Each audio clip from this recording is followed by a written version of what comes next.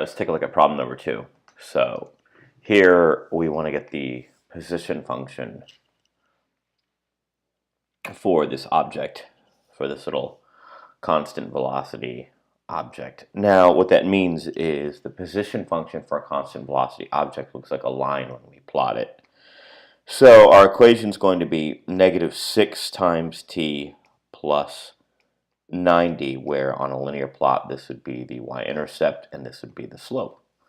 Now we want to know where the buggy will be at the end of 10 seconds, so we'll put -6 times 10 plus 90, and that actually gets us at the 30 centimeter mark. And now we're going to go ahead and plot the position versus time for the buggy to show that our answer is correct. So I'm going to count up by tens. So 10, 20, 30, 40, 50, 60, 70, 80, 90, 100. And let's get our time here. So we'll say 2 seconds, 4 seconds, 6 seconds, 8 seconds, and 10 seconds. And we can even put 12 here. Now let's just be clear.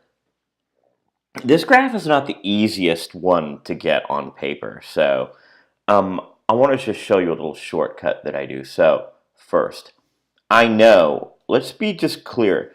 We have 2 pieces of information here that will help with the graph. So at time equals 0, we're at 90.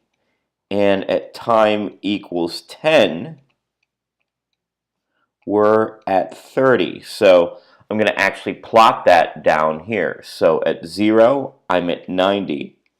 And at 10, I'm at 30. So what I can actually go ahead and do is draw that plot by connecting those 2 points, which is exactly what I've done here. And I'm going to go ahead and just kind of fill this in so that we have it. So,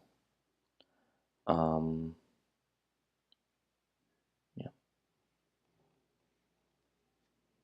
So again, not the best plot. Let me try this again. So starting at 0 and 90. And I'm sorry, I have this a little bit. Got to be careful. Always got to be careful with our graphs. It's at 10 seconds that it reaches the 30 mark. So let's go ahead. There we go. That's a little bit better.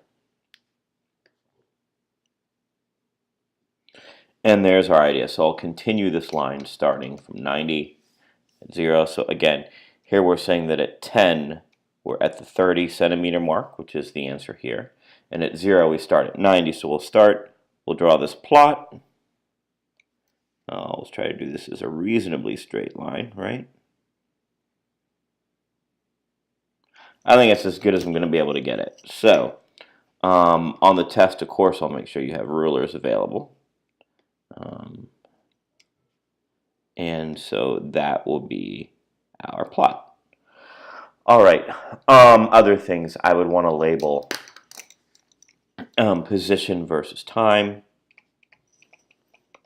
It's good to label these graphs. You're going to need to do that starting next year, and I mean next calendar year. So we're going to start doing that in our class. So this is position, this is time, and there's our plot.